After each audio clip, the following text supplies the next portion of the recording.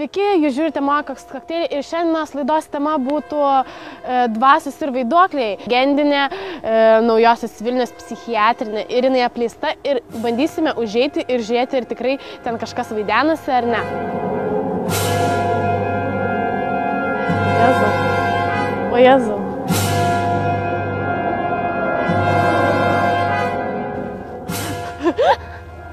Okay. Su kablas labai patogi vieta eiti čia, su aukštakulniais.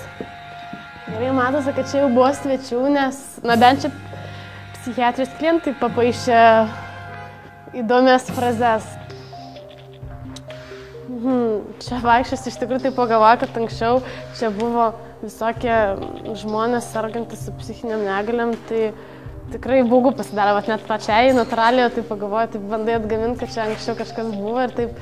Ir va tie, bent jau man asmeniškai iš tikrųjų yra tie žmonės, kurie, serga, būkim vieni, bet teisingai, bet, šiek tiek man baisu yra. Bet būtų fainiau gal ir Rūsį leistis. O kas čia buvo?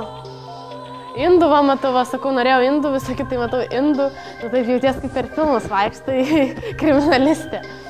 Nes 3 bankutės yra. Ledekrasų. Burnas skalautas skystis. Tai okei, bet čia yra 3, tai galbūt čia ir užsilikę. Netgi 3, 4, 5. Čia turbūt labai mėgsta apsilankyti mūsų benamiai, nes 1, 2, 3 čia pilna jų kokteiliukų yra.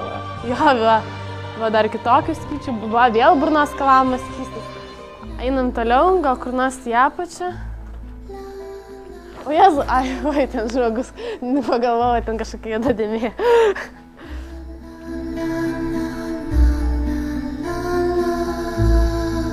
Išsigandau. Čia kažkokios durys yra, bandom. Kas ten yra? Aš tai apsiverksiu. Ten, žodžiu, jeigu aš čia būčiau viena, man būtų turbūt labai baisu. Ir aš galvoju, kad ten yra durys, o ten kažką atradom, kur nėra langų, niekur ten labai tamsu. Einam? Aš tai įsiverksiu.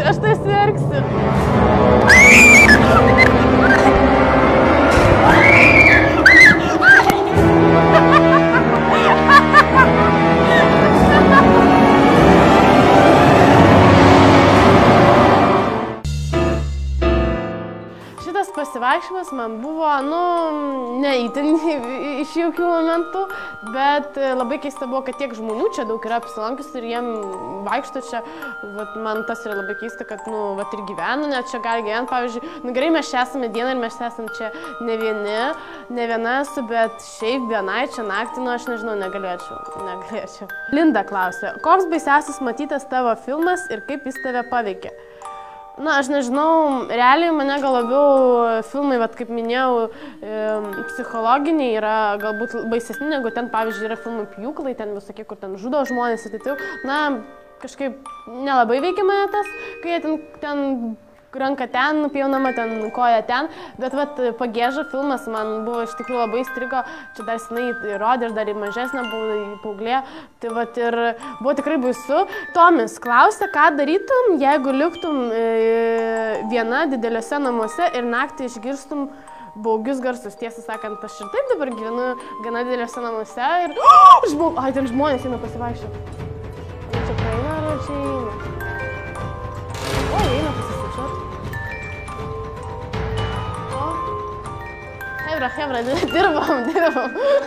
Ok, kažkas ateina pasisvečiuoti, už rankučių moteris ir vyras einam.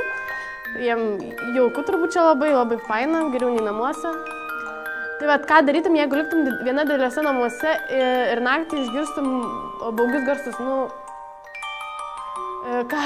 ką daryčiau, tiesą sakant, ir taip ganėtinai mano dideli namai ir kartais būna išgirsti iš pradžių, būdavo, tikrai baisu, eidavai pasižiūrėti ir vienu momentu nuskambinau draugam, atvažiuokit ir ten ir atrodo, kaip per filmus tu galvodai žiedai kažkokią vietą, kad kodėl nebėga iš tų namų, o ten kažkur slepiasi, aš tą patį dariau, slėpiausi po kaldra.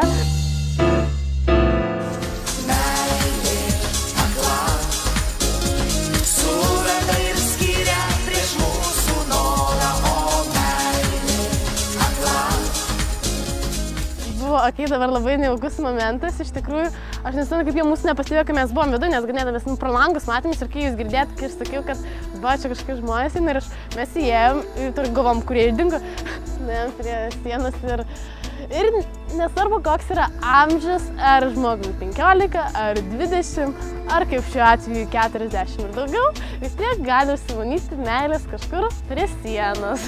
Tai va, bet buvo labai nejauku. Aišku, jie apsiminė, kad nieko nedarė, bet ten, žodžiu, buvo, bet... Susitiksime kitą kartą ir laidos tema būtų būrėjai ir jų gandai ir mitai. Eisiu pati pas būrėją, manau, ir tada bandysime žiūrėti, ar jinai tiesą sako, ar netiesą. Ir iki susitiksim kitą kartą.